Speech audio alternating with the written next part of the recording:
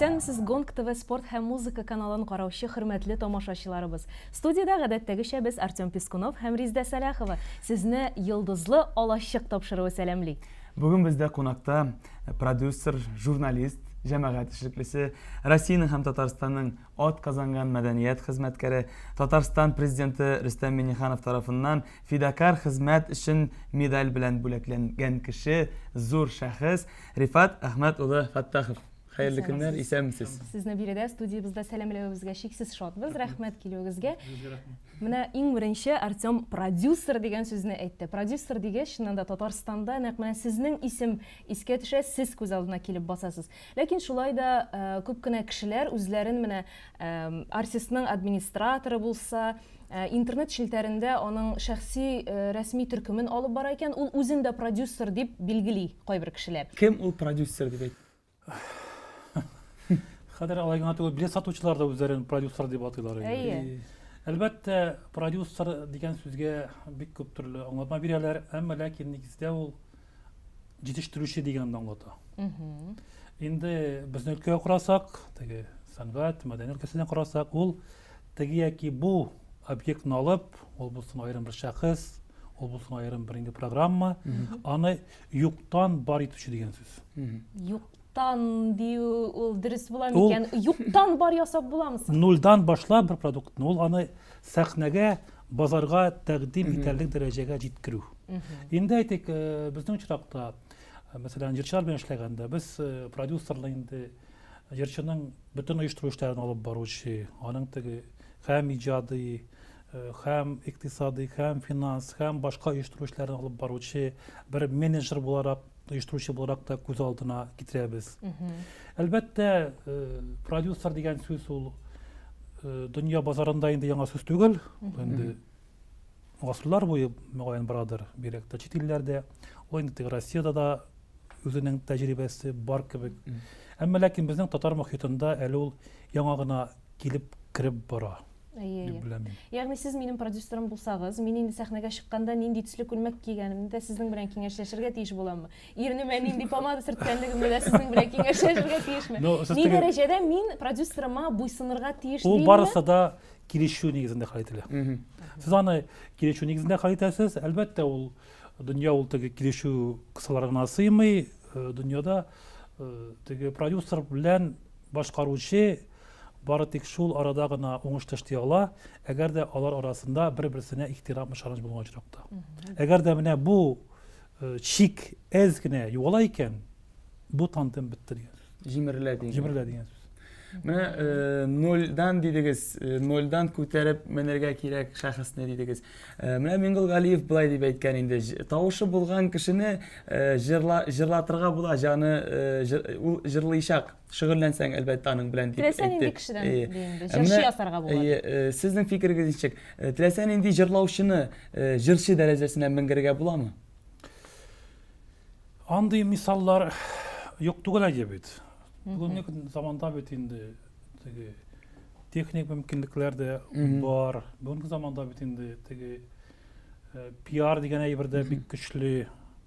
Ул тамашачыга, тыңлаучыга барыбер теге зомби дәрәҗәсендә тәэсир итә.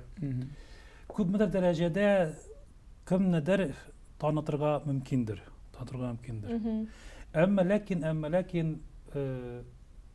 ниндидер теге зур шәхес турында сүз барганда, әйтик, ул җырчы турындамы, ул башка өлкә турындамы сүз барганда, без шуны аңларга тиеш, талант ул иңелек биосоциаль күренеш. Био нәрсә дигән сүз? Табигать тарафыннан салынган сәләт, табигый талант дигән сүз. Чөнки әлбәттә техника ярдәмендә дип әйттегез, ул бит инде гөлфонограммага җырларга тиеш буламы андый кеше? Андый да бар. Менә андый мисаллар була. Мәсәлән, минем үземә дә киләләр әйеп кай вакытта. Менә әйтик, сиңа күпме кирәк бу кешене юлда сарычракчы дип. Андый очракларда бар. Кемнеңдер анда абыйсы, кемнеңдер дусты, андый очракларда бар әйе бит. Андый принцип белән эшләүче продюсер дип әйтим инде, эшмәкәр дип әйтимме, андый очракларда юк түгел.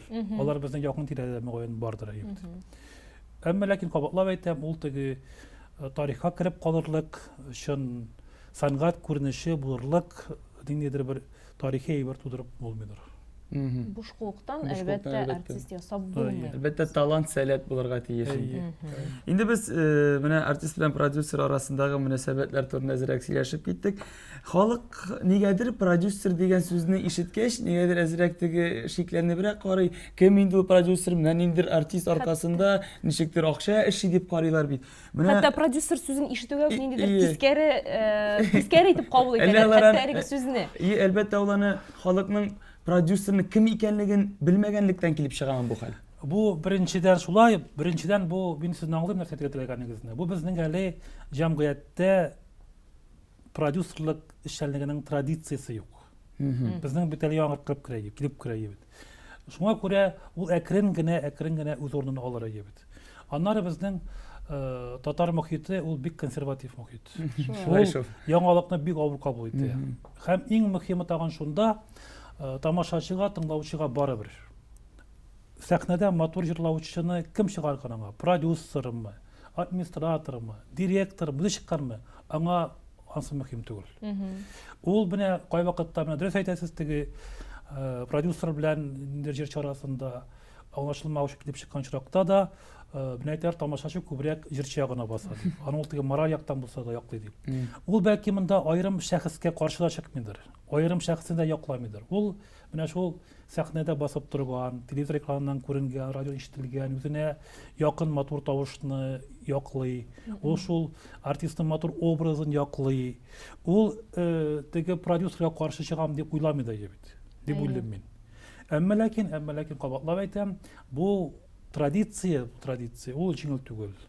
Ул ниндидер теге психологик, шәхес ара мөнәсәбәтләр белән дә бәйле, һичшиксез.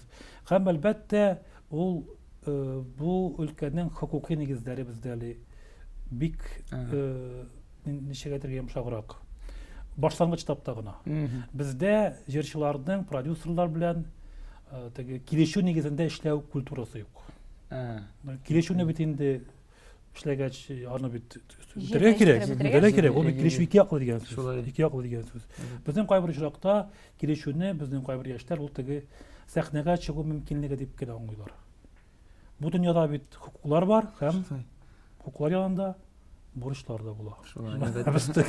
Алар аерылгысыз бердәмлек диалектика дип атала. Без кайвакыт онытабыз, безнең хукукларыбыз турында бик даулыйбыз.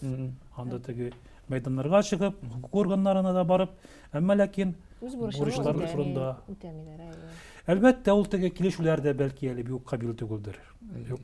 Сезнең очракта сез килешүләрне үзегез шәхсән үзегез төзисезме, бөтен пунктларын? Без кайбер теге килеп чыккан чатаклыклар менә шул килешүләрнең камил булмавыннан килә. Менә соңгы вакытта инде без килешүләрне төзеттек Мәскәүдәге махсус юридик фирма аркасында һәм хәзер безнең килешү 40 битлек. Башкаручы белән. Һәм хәзер без монда бит иң зур проблема бу бәлки инде теге психологик проблемалар җырчының килешүдән китәргә мөмкинлеге бармы юкмы дигән сорау килеп туа.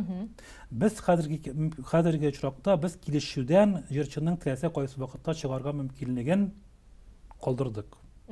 Әмма ләкин бер шарт белән. Син продюсерга неустойка түләп бирергә тиеш. Ничә елың Әлбәттә, ул инде барысы да килешүдә әйтелгән. Дөрес фикер бу инде чынлап та җырчының бурычы, шул килешү продюсер алдындагы бурычы дип атала. Менә шул 40 битлек килешүдә анда артистның хукуклары күбрәкме, бурычларымы? Алар бер тигезме, бер тирәме? Менә ул бик кызык бер хатırım ялгышмаса Дима Биланның продюсеры Айзен Шпицбург әйткән. Шулай. Менә килешү төзегәндә артистка әйтәсең, син йөрәгеңне миңа бирергә тиеш дип. Ул кул куя, ди. Бары тик син сәхнәгә генә чыгар. Әмма 1-2 елдан соң продюсер ярдәме белән җырчы сәхнәгә чыга. Халык шәбәкә итә башлый. Һәм хәзер бу уйлый, нәрсә кирәк миңа бу продюсер? Мин бит җырлыйм ди. Хәтта белән миңа шулай әйткән бар. Мин бит җырлыйм ди бит. Әлбәттә, менә сез әйтәсез теге продюсерның хукукы җырчының дип, бу бик зур проблема безнең гомумән җәмгыятьнең хукукый культурасы юк. Бу мәсьәлә менә мин махсус сораштырдым консерваторияда, мәдәният институтында, училищеда сезгә хукук белеме дигән дәрес керәме дип. Юк, керми. Керми бит. Ничегенде сез бит бу бит хәзерге катлаулы дөньяда без аларны, ягъни аларны бит иҗади яктан әзерлиләр икән. Тормышта бит үз урынын табарга да әзерләргә тиешләр. Ул бит хукукый проблемалар теге бер продюсер белән генә түгел, хәзер һәр адым сайын хукук проблема килеп чыга. Шуңа күрә менә узган ел түгел инде 15нче елда без килешү безнең конкурс үткәргәннән соң безнең 15 кеше теләк белдерде безнең белән эшләргә. Мин әйттем аларга, менә сезнең анда 40тан артык җиңүче, кем минем белән эшләргә тели?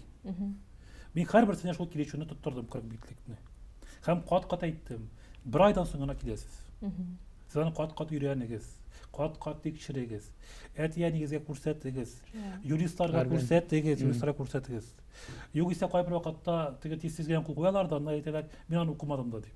Әлбәттә ул җаваплылыктан азат итми. Билгеле. Шуңа күрә менә сез бик дөрес проблема күтәрәсез, безнең яшьләрнең дә хукукый теге белеме җитенкерәми. Аларны күрәсең бу уку йортларында әзерләргә тиешләр бит.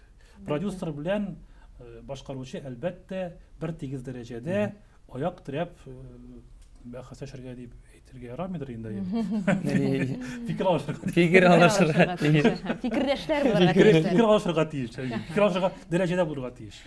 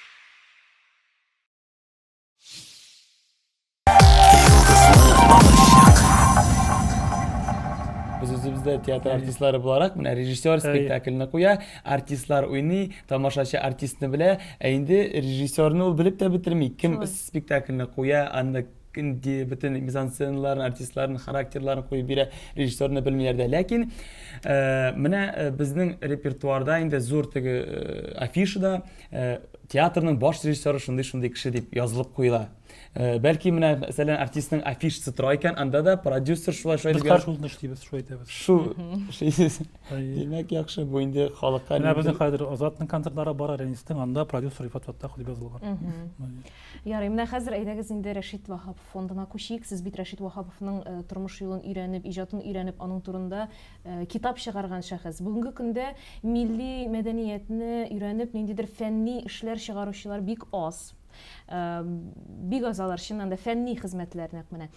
Бу нәрсәдән килә? Менә әйдәгез сезнең шушы эшчәнлегегез. Гомумән ул нәрсәдән килә. Ул әлеге дә баягы безнең мәдәният өлкәсендә теге ниндидер бер кризис без кичерәбез бит. Бирәк тә бәлки милли мәдәният өлкәсендә бу инде системалы кризис.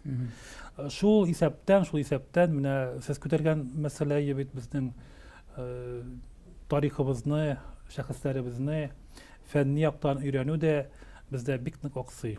Бу өлкәдә эшләүче хәзер яшьләр бөтенләй юк диярлек. Әлбәттә, бу теге ниндидер махсус фәнни тикшерү институтларында эше әлбәттә бу безнең шул ук уку йортларындагы галим гөләмәнең дә эшедер дип беләм. Әмма ләкин бу менә шул гомумән хәтта ки илдә барган процессларның шул бер кризис процессларының бер чагылышыдыр. Чөнки хәзер яшьләр фәнгә бик нык килми. Ул әлбәттә шул матди Җиңел генә акча эшләү. Матди ягы белән дә бәйледер. Җиңел генә акча эшләү бит, җиңел акча эшләү. Менә без теге яшьләр белән эшләгәндә дә аны сизәбез бит, кай вакытта миңа хәтта дә булдылар. Ништә без концертлар куеп йөри башламыйбыз. Менә мин теге үземнең тәҗрибәдән чыгып әйтәм, мин әйтәм, юк, сезгә иртә әле. Сез теге анда каядыр 1000-2000 акча эшләп йөри торган җырчы булырга тиеш түгел. Сез зур шәхес булырга тиеш, зур дәрәҗәдә җырчы булырга тиеш. Һәм ул бер көндә генә эшләнмәй бит. Аның өчен вакыт кирәк, аның өчен еллар кирәк.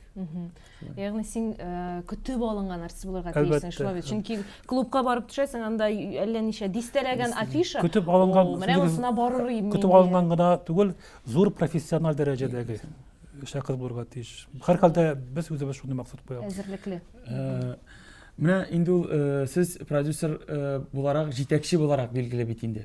Менә сезнең димәк үз командагыз була. Димәк сез артистларның, менә җырчыларның вокал дәресләрдә буламы аларга, менә аның белән шөгыльләнәсезме? Безнең бит нигездә без студентлар белән эшлибез. Студент безнең бит шундый принцип, без продюсер килешүен тәкъдим итәбез Вахапов фестиваленең яшь башкаручылар конкурсында җиңгән кешеләргә. Анда төп шарт я ул югары музыкаль белемле булырга тиеш, я музыкаль уку йортында укырга тиеш. Без бик сирәк очракта гына искәрмә рәвешендә генә кемнәр тыңлый алабыз. Мәсәлән, Азат Абитов узган ел бездә катнашты, аның музыкаль белеме юк иде.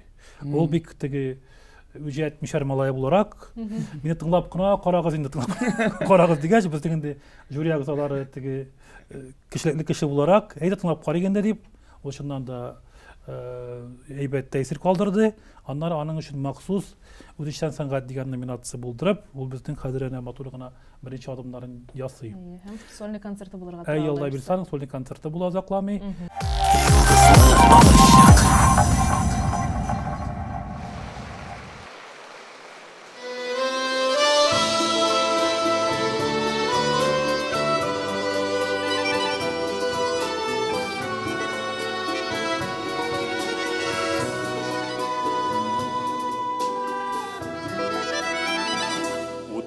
Sünedi, yıldızlarda sünedi, Tan nurunu da yüce bağladılar.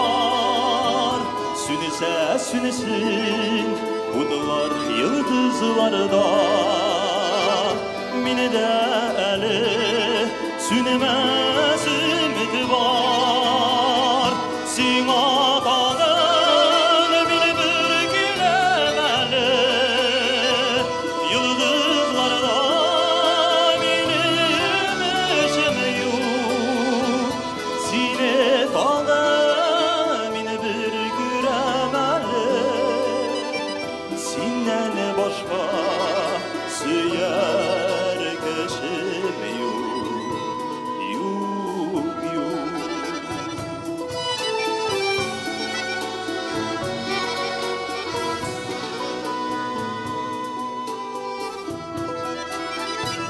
yaktı keni, yaktı tügel dizili, yağık dizili, aşık papalar, barısı daşar, bəxtliler dizili, minnen başka, minnen başkalar.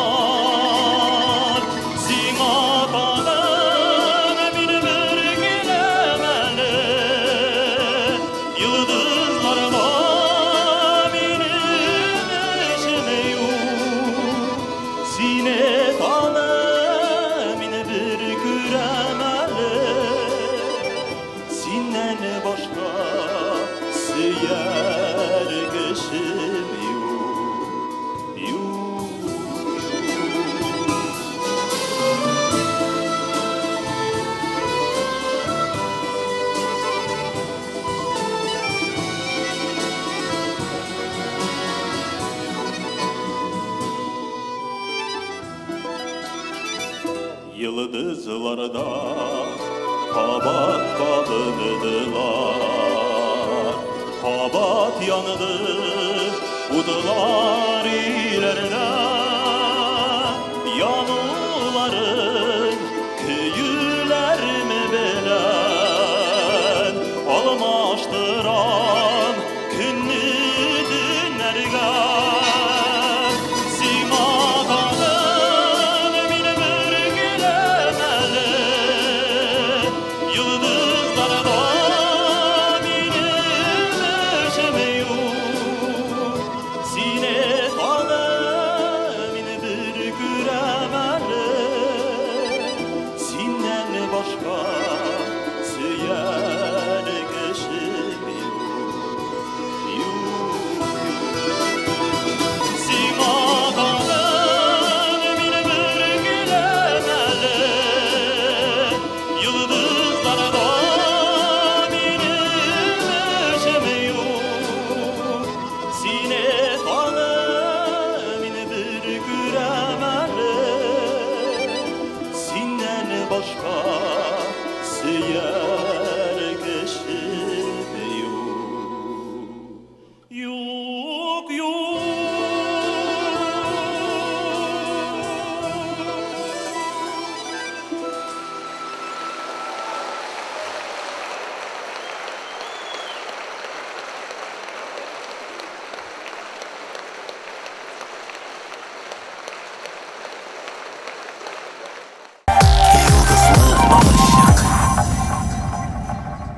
Biz kübrek bina şol oku yurtunda studentlar bilen işleybiz. Bina biz bugünkü günde bizning dört başkaruwçysının işisi Venera Khatovna Ganiyevada okuyor bit.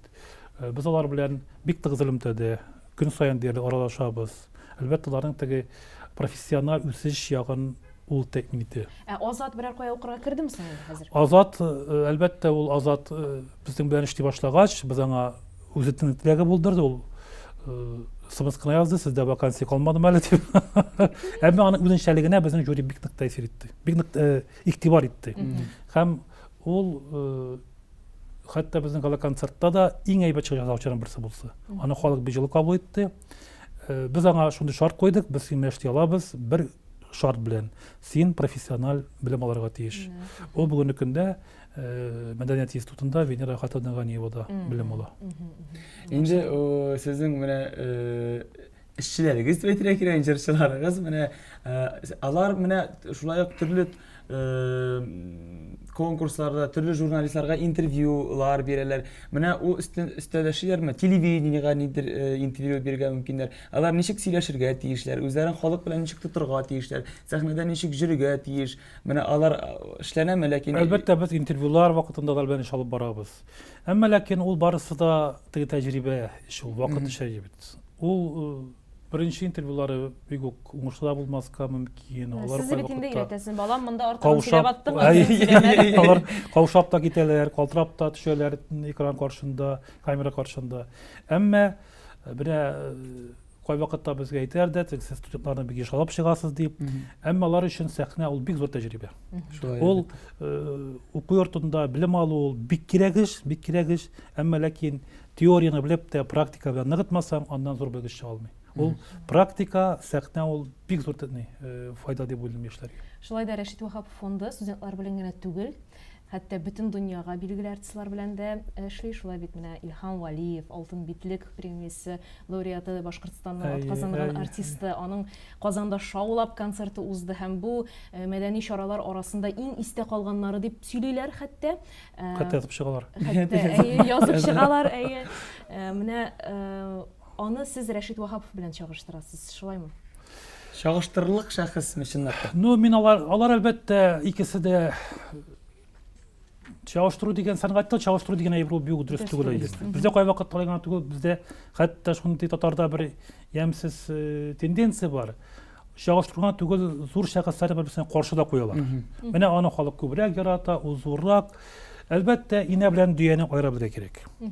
Әмма ләкин зур шәхесләр дәрәҗәсенә киткәндә сәнгатьтә әлбәттә аларның бер-берсенә каршы куюда һәм чагыштыру дөрес түгел.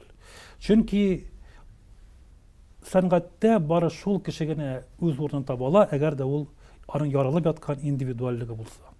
Әгәр дә аны беркем белән дә чагыштырып булмаса, менә ул тегенәргә ошаган дип әйтергә булмаса, моңа ошаган дип әйтерлек булмаса, менә без шул безнең бөекләребездән шул ук Рәшит Вагаповны, Илһам Шакировны, Хайдар Бигичевны алыйк.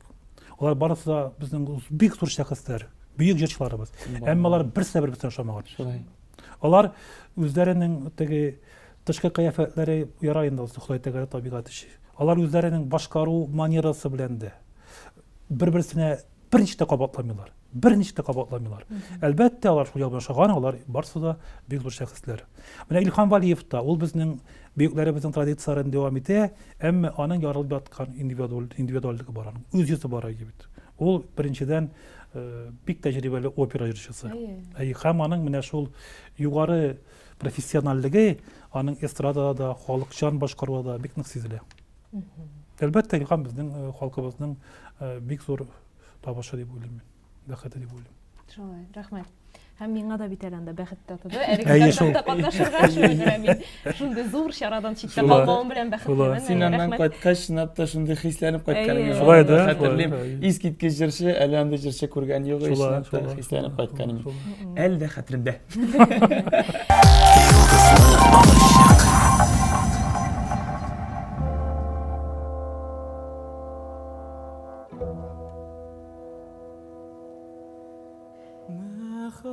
Мәхәббәтсез кеше җирдә яши алмый.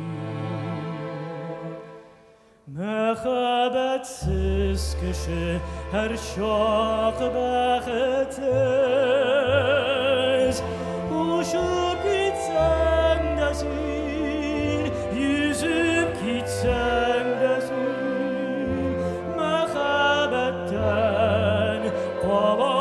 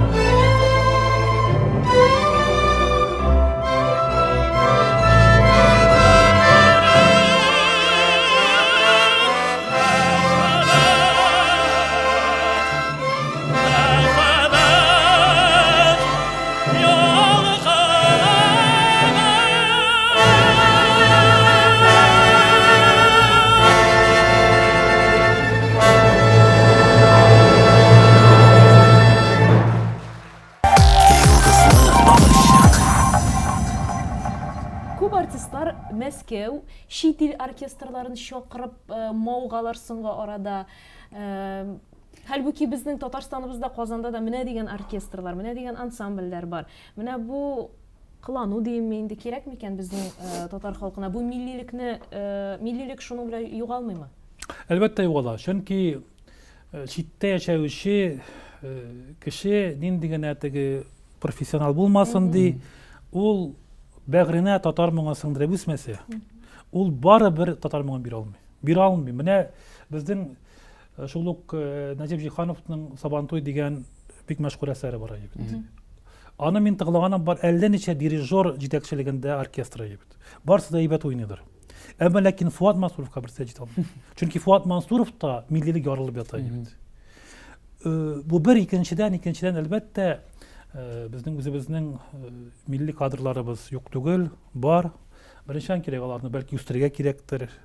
Безнең мәсәлән менә җырчыларыбызны да үстерү юлында без шактый артта калып барабыз кебек бит. Безнең милли кадрларны читтә үстерү кирәк бит. Чөнки без телибез, теләмибезме, мәсәлән Италия вокал мәктәбенә без әле бездәге вокал мәктәбе мөгаен якын килә алмыйдыр дип уйлыйм. Инде 2-3 курстан ук ул студентның талант ышкыннары бармы юкмы күренеп тора. Менә шул безнең талантлы перспективасы булган яшьләрне һичшиксез читкә җибәреп укыту үстерү кирәк. Бит бар инде татар яшьләребез, Германиядә укып кайткан яшьләребез бар. Шәхсән мин таныш Илюса Хуҗина белән ул Германиядә укып эшләп кайтты бит. Ләкин кире кайталар димме, алар үзләре таба алмыйлар, тиешме? Ну, аны кайтырга мөмкин, кайтмаска да мөмкин. Әмма кайткан очракта да безгә файда, кайтмаган очракта да файда. Мәсәлән, Альбина Шаһимуратова алай. Ул әлбәттә бездән китеп консерватория, Мәскәүләр аша, читләр аша бүген дөнья күләм дәрәҗәдәге иң бөек дөнья күләм җырчыларның берсе. Әмма ләкин ул бездә бик сирәк чыгып. Әмма ләкин ул бит татар кызы булудан туктамый. Ул безнең халкыбызның милли горурлыгы булудан туктамый. Менә сезнең тагын бер максатыгыз без ишеттек, ул музыкаль театр булдыру икән. Менә ул шушы темада да сөйләшик әле. Булдырумы инде ничектер шуны булдырырга тырышырга кирәкме дигән фикерегез? Кирәкме ул гомумән андый музыкаль театр? Менә безнең нәрсә белән аерылачак калган театрлардан? Бүгенге театрларда да, татар театрларында, рус театрында музыкаль трагедиялар, музыкаль комедиялар куелып килә. Ягъни менә шушындый театр барлыкка килсә, аның үз тамашачысы булыр микән? Булыр дип уйлыйм. Чөнки бездә бит бердән бер музыкаль театр ит, ул опера театры гына. Татарда бит беренчедән музыкаль драма жанры татарның бик яратып теге сөеп карый торган бер күренеше бит. Бу бер икенчедән безнең беренчедән репертуар бик зур бит. Шул әйтик музыкаль драмалар, башка теге операдан айырмалы жанрлар. Бер икенчедән безнең классик юнәлештәге җырчыларыбыз шактый, шул консерватория бетергәннәр. Алар бүген теге типкасында йөри дип әйтсәм, ярый микән әйтергә? Юкмы? Ярыйдыр. Әлбәттә ул бит теге яки бу идея ниндидер ихтиҗдан килеп чыга. Димәк, ихтиҗ бар дип. Бар, ихтиҗ бар. Бәлки, менә кай вакытта бундый сүзләр дә аңгыр, безнең бит опера театры бар дип. Бәлки опера театры менә бу өлкәләрне кулачласа әйеме. Безнең татар репертуары белән ныграк эшләсә. Безнең шул теге өметле яшьләребез белән күбрәк эшләсә, алар теге урамда йөрмәсә, бәлки бу ихтиҗның кирәге дә булмас иде. Бу бер, әмма мин аның белән дә бәйле дип уйламыйм, чөнки безнең татар халкы ул бик зур халык, татар мәдәнияте югары мәдәниятле, югары дәрәҗәдәге мәдәният, аннары Казан бит инде безнең ул дөнья күләм дәрәҗәгә чыга дип сөйлибез бит. Һәм шундый зур республикада, шундый зур шәһәрдә музыкаль драма театры булса, ул һич тә артык булмас. Ул безнең милли мәдәниятебезне үстерүгә зур эш кертә. Ягъни бу Казаныбызны тагын бер ниндидер яңа дәрәҗәгә күтәрү өчен һәм консерватория бетергән студентларга эш булсын өчен. Ә менә тамашачы ягыннан ихтиҗ бар микән соң? Әлләннәсен икенче ягы бар, мәсәлән, андый театр булдырган очракта репертуар да кирәк булачак. Репертуар безнең сүзне белдерәм, беренчедән безнең репертуар, безнең бит мирасыбыз бик зур бит. Шул ук Сәйдәшевләр анда, шул ук Җәүдәт Фәйзилләр, шул ук Мансур Музаффаровның, шул ук Җиһановның кайбер опералары, мәсәлән, аның Алтын чәч операсы, лирик операсы ни өчен бармаска тиеш. Аннары безнең бит әле яшьләребез үсеп килә име. Мәсәлән, шул ук Илмир Низамовны алыйга име. Аның берничә операсы, мюзиклы бар инде име. Аннары музыкаль, аннары безнең яшь композиторлар үсми дип әйтәбез.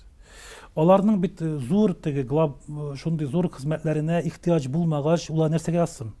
Демәк, аларга ихтыяҗ булгач, бу композиторлар мәктәбен үстерүгә дә үз өлешен кертәр дип уйлыйм. Аңлашылды. Рәхмәт. Демәк, көтәбез. Көтәбез музыкаль театр. Чынлап та күңелле булыр ие. Мәсәлән, чынлап та Илмир Низамовның кайбер әсәрләре атнага 2 тапкыр бара башласа, кеше чынлап та халык җыра кирәк, һәм халыкны кызыктырырга кирәк, татар халкын аңларга тиеш. Менә шушындый әйбер дә бар икән. Җырлы спектакльләрне бик яратып кабул итә бит. Музыкаль драмаларыбызны Музыкаль драмаларны, әйе. Менә тиздән Азат Абетовның тәүге концерты була. Әйе, алайса. Ул үзе бу турда менә хәзер укып китәм. Хәзерге вакытта концертка зур әзерлек эшләре бара. Тамашаның үзенчәлеге шунда, татар моңын саклап, аңа зыян китермичә яңа форматта концерт кую дип белдерә инде ул үзе. Нинди үзенчәлекле концерт була сөйләп китегез. Яңа форматта дигәндә ул хәзер яңа музыкантлар белән эшләй бит. Әйе. Ул музыкантлар безнең Казан егетләре. Әмма алар Мәскәүдә эшләгән егетләре бит, һәм эшли торган егетләр, алар Лепс белән эшлиләр, шундый дәрәҗәдәге. Әлбәттә, аларда да әнә үзгәреш җиле номер 2 икене эшләү теләге бар. Әмма мин аны һәр җилышта барып, Так, менә бу хәзер миллилек югалу проблемасы килми заманда тагын. Шуңа күрә яңалык булырга тиеш. Әмма сәнгатьнең, ягъни сәхнәнең бер закончалыгы бар. Яңалык 20%-тан артык булырга тиеш түгел. Чөнки тамашачыны кабул итә. Тамашачы бит концертка килгәндә дә элек ишеткән җырларын ишетергә килә. Әгәр дә 70-80% яңа җыр бирәсең икән, ул кабул итмәү программаны. Шулай. Әлбәттә, яңалыклар да булырга тиеш. Әмма ләкин ул бит мәсәлән тамашачы шул Азатның телевизордан, радиодан ишеткән җырларын да тыңларга килә. Алар шул башкарылышта, шул аранжировкада ишетергә килә. Әлбәттә. Әйе, Гөлсирин белән икесенең дуэтын ишетергә килә әле. Бик уңышлы дуэтлары бар. Алар да була. Димәк, бүгенге көндә сезнең канат астында Азат Абитов, Рәнис Габбасов, Гөлсирин Абдуллина һәм Артур Шыгаипов эшләп киләме? Без аларны татар сәнгатенең киләчәге итеп күрәбез бит инде. Сез дә шулай күрәсездер инде, чөнки алар күрмәсәгез, сез әле кешеләргә алмас идегез. Шиксез. Безнең бит максатыбыз, безнең фестивальнең максаты, менә әйттегез, Илһам Валиевлар дип, әлбәттә, теге яшь башкаручылар конкурсына түгел, гомумән профессиональ вокал сәнгатен үстерү, профессиональ сәнгатебезне үстерү. Һәм мин уйлыйм, безнең бу яшьләребез дә безнең профессиональ җыр сәнгатендә үз урынын табар. Табарлар, әйе. Менә хәзер өчесенең соңгы концерты булды бит инде. Менә Азатныкы булырга тора. Димәк, киләсе чират инде Артур Шыгаиповтан. Шулай. Без хәзер Артур белән бу музыкаль базар дөньясында аның үз урынын эзлибез бит. Ул шактый катлаулы процесс, җиңел түгел. Әмма аның табигать тарафына бирелгән таланты да бар, тырышлыгы да бар, музыкаль белеме дә бар. Ул үз урынын табар дип ышанам. Әлбәттә. Рифат Ахмадов, сезгә бик зур уңышлар телибез. Киләчәктә дә шундый талантлы җырчылар, артистлар табарга насыйп булсын. Чынлап та сез үстергән шәхесләр татар моңының, җырының киләчәге булырлык булсыннар. Һәм сезне һәр вакытта сезнең эшегезнең кадерен белсеннәр, сезне хөрмәт итсеннәр иде. Без аңа бетләнәбез. Сезгә исәнлек, саулык, күңел тынычлыгы теләп, шушы изге саваплы эшегездә уңышлар теләп калабыз. Бирегә килүегез өчен үзегезгә рәхмәт, сау булыгыз. Кадерле дуслар, бүгенге чыгарылыш шулай итеп ахырына якынлашты. Бер атнадан биредә очрашырбыз. Сау булыгыз.